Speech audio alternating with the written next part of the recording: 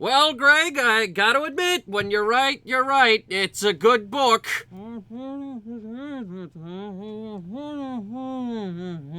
No, that was because I had already read the book Deathly Hallows. I never did watch part 2.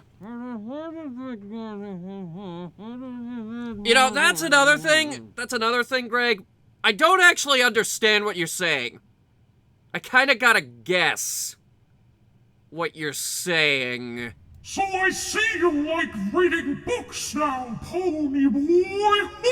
What the, Darth Mickey? What the hell are you doing here? We only have you on for, like, our Star Wars reviews. And aren't we supposed to be allies in that now? That's only in the Star Wars reviews, canon, silly pony boy. I still have to ruin childhoods. I swear to fuck they don't pay me enough for this show. Okay! What are you doing now? 4 words. Disney Plus original movie. Disney Plus? Oh, you mean that platform that everybody pirates? Oh, yeah, everybody pirates it. Yeah, you got a point there. Well, I mean, I like The Mandalorian. How bad can it be? I made an Artemis Fowl tie-in movie and didn't even read the book. Wait, you didn't read the book? Then how did you... Wait, how does that even work? Just watch the movie and find out for yourself, pony boy. Well, hey, don't leave! I'm not... Alright, well, the book was fantastic. How bad could this possibly be?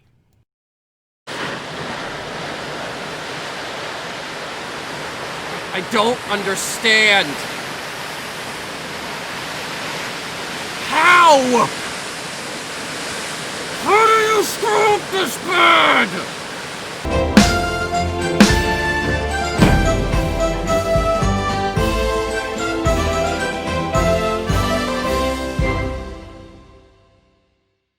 Hello, my name is Hunter, the movie reviewing pony, because when it comes to cinema, humans cannot be trusted, and neither can YouTube ad revenue. Please give generously to the Headhunter Productions Patreon down in the description. Book to film adaptations. They're everywhere. It's Hollywood's most popular thing to convert into a film. You got your classic ones like To Kill a Mockingbird, Gone with the Wind, or pretty much every single thing that Stephen King has ever wrote. You got your more obvious and popular ones like Harry Potter or Lord of the Rings. And of course you got stupid ones like 50 Shades of Grey, The Giver, or Twilight, who I heard through the grapevine looks like crap now. Don't worry, we're never going over to this format. Can you really blame producers, though? Books are really easy to adapt into film. Someone basically already wrote you a script or a screenplay or whatever you want to call it. In fact, sometimes it goes in reverse. The Room was so damn bad, somebody wrote a book about it. And then someone made a movie about that book. Seriously, The Disaster Artist is a movie based on a book based on a movie. However, it doesn't always go according to plan. Aragon was so bad that I can't even. Someone had the brilliant idea to split The Hobbit into 3 different movies. And Inferno was so bad it had to be dragged out of the box office, kicking and screaming. Worth noting that Inferno has now appeared on Hunter Reviews twice. Nonetheless, I could see why people were pretty excited to see an Artemis Fowl adaptation. Disclaimer, I had no idea that Artemis Fowl was even a thing until I heard people talking about Artemis Fowl. But you don't need to worry too much. I did the research, I bought the books, I read 1.5 of them prior to doing this review. Still trying to get through the second one. Little did I realize that I definitely should have finished the second book before starting this review. I'd say impress me, but it's gonna be a different kind of impressive. So I'm just gonna say, go ahead, Artemis Fowl. Amuse me. Artemis Fowl is a movie loosely based on the Artemis Fowl books. And I genuinely hate everything that is loosely based on anything.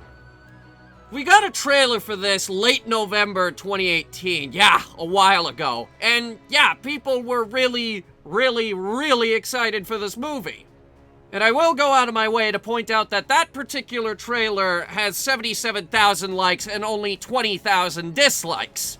However, we then got another trailer March 2nd of this year, which has 25,000 likes and 43,000 dislikes. Yeah, something went horribly wrong. Well, I'll tell you exactly what went wrong.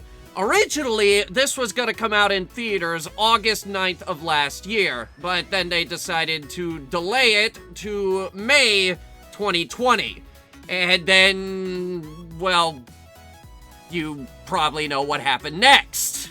So, in the wake of all of the theaters shutting down to prevent diseases from spreading all over the filthy humans, Disney decided to have the great idea of, just put it on Disney Plus. So they did. And on June 12th, it came out.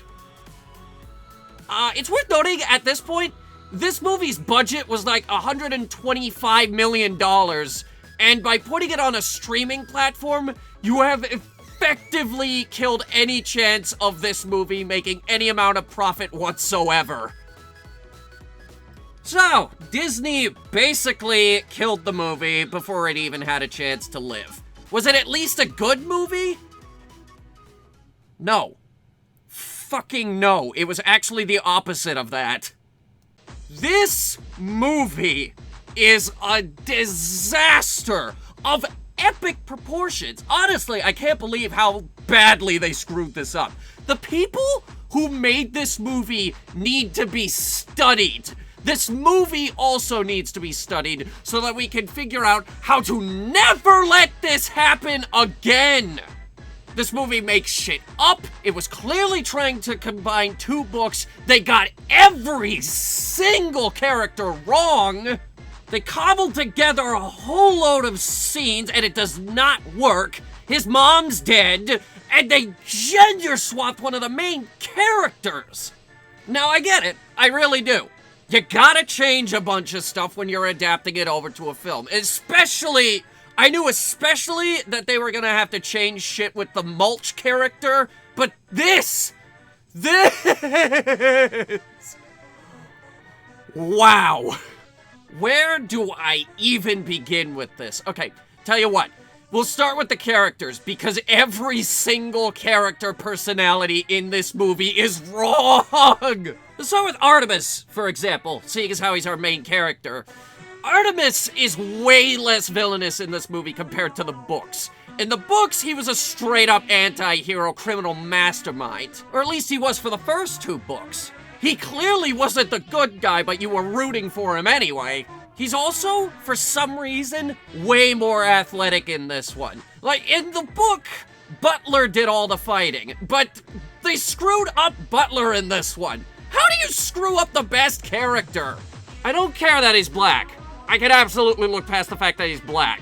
But this guy was supposed to be this unstoppable, badass, basically super soldier guy, and you screwed up his character. And for some reason I can't comprehend, they felt the need to gender swap Commander Root. Why though? I can look past the fact that you somehow roped M from James Bond into this movie, but literally why? I think it's less of an issue of bringing women into your movies. Save the gender politics for the fact that they screwed that up too. I'm not gonna get into that though. But they screwed up the gender politics. Well, what about Artemis's dad? You know, his dad, the guy that we didn't see until the second book, who is somehow in the first movie. I mean, his mom was in the first book. She was crazy, but she was there. But in this movie, no, she's dead. What? That's like a whole side of Artemis's character that you just destroyed by killing off his mom. And then we have the Aculos, the extremely overly important plot device that didn't appear in the books at all. They literally made this up for the movie. We have no idea what it does when we find it. By the end of the movie, we still won't know what it does, but it's really important. We need it. I'd really just rather have the original plot where he kidnapped someone so he could get a metric ton of gold. How stupid do you have to be if you need to make up your own goddamn story elements in a book filled to the brim with story elements? They basically wrote you a screenplay with the book. Why was this just so damn impossible for you? It's not even the first book. It's two. It's two of the books. They took elements from two of the books and tried to cram them into one, and it does not mix at all. The seeds don't mix together at all either. Like, suddenly they'll know each other, or they'll be friends, or suddenly we trust each other, or stuff like that.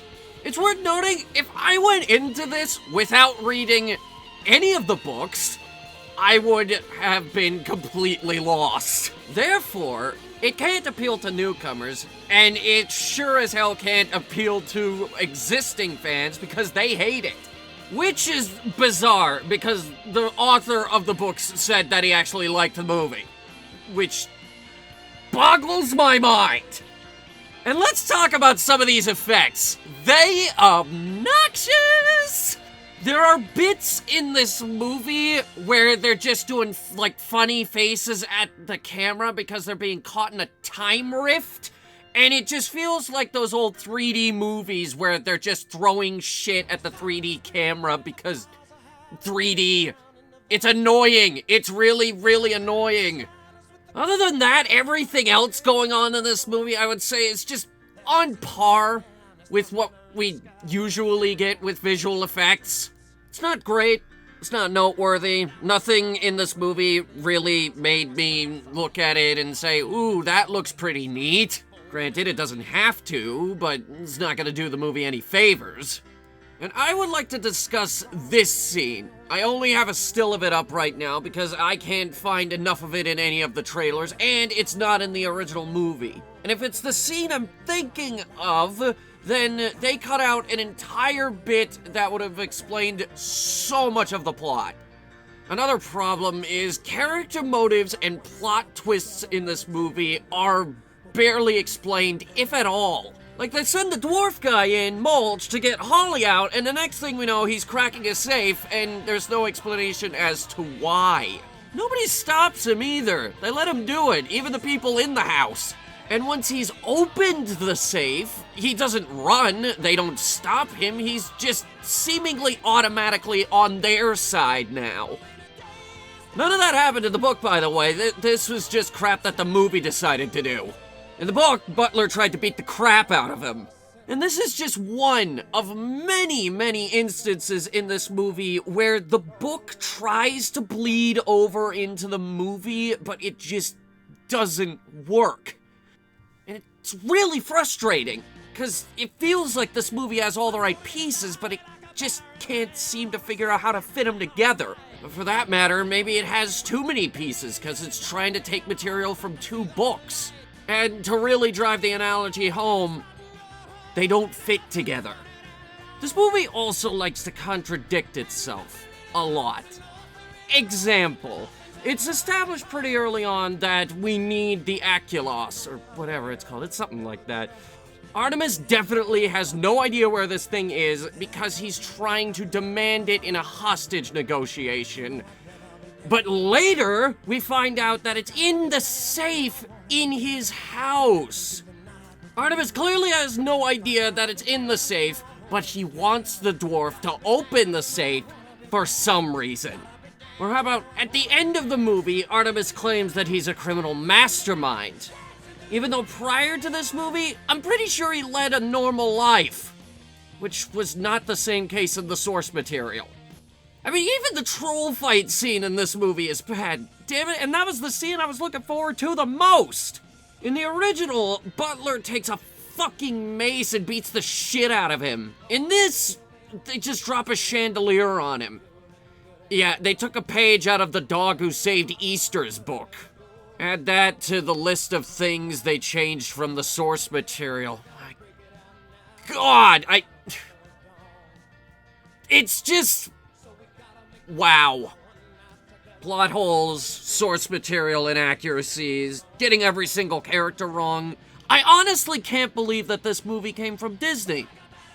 I honestly can't believe that Disney somehow greenlit this for release. What's good? Come on, surely there's something. Well, okay, the performances hold up at least, I guess. Even if every single character is inaccurate to the source material. The effects are just okay. I mean, they get the job done. They're nothing crazy. They're nothing special. Nobody's gonna win any Oscars or any awards for the special effects in this movie. And it is pretty interesting seeing some of these places brought to life from the books. Stuff like Fowl Manor, Haven City. No, that's it, actually. I think everything that's good about this movie, though, could just be better. Everything could have been better. Especially the villain, which I actually forgot to talk about. The villain in this movie sucks. It's a half-ass, lame, hood over the head, never see their face type of villain that we don't know anything about. We barely see them, and they barely do anything. And the character wasn't supposed to be in the series until book 2. Oh my god. Sort of drifted back into the bad here, but had to be said. Had to be said. I suppose some of the adaptations had to be made. Like, I honestly expected several changes, but more tame changes. Granted, it goes way too far with what it changes, but some of them are required. Mostly to get past Motion Picture Associations of America rating systems.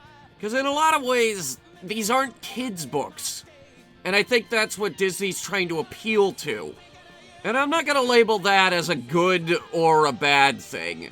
Use your own judgment on that one. You haven't noticed I can't really seem to nail down a positive thing about this movie.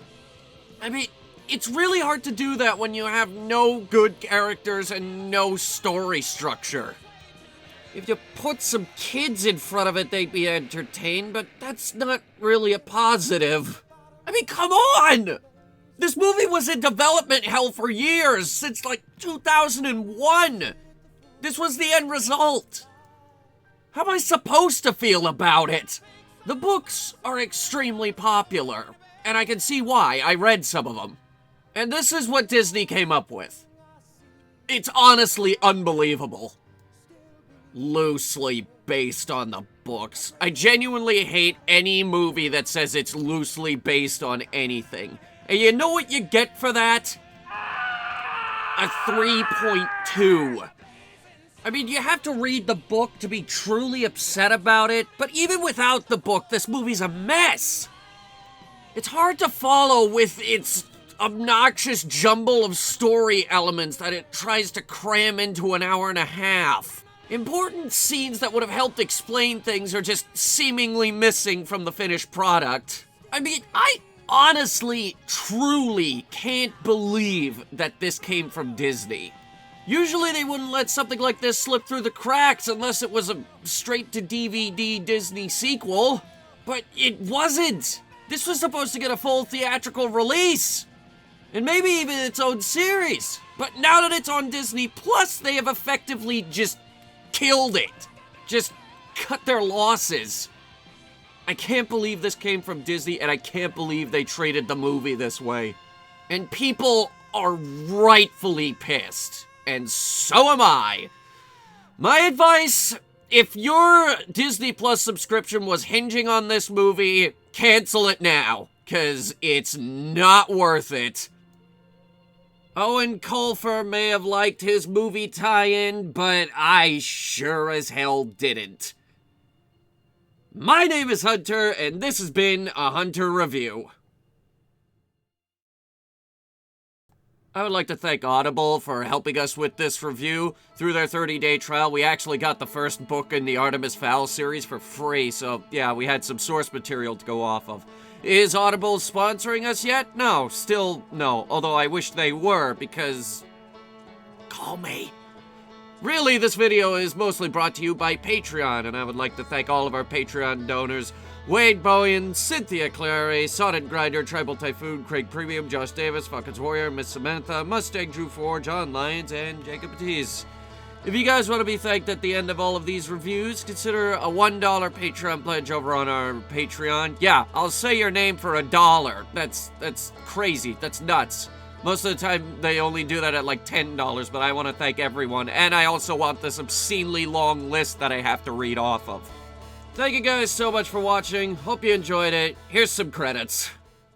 There once was a guy who created a machine, a thing that would take people to and from some other world. And when he arrived, he had run into a pony who smiled and decided that they both should go see a film. When that movie sucked, they decided to join forces, and then they created a new show called Hunter Reviews.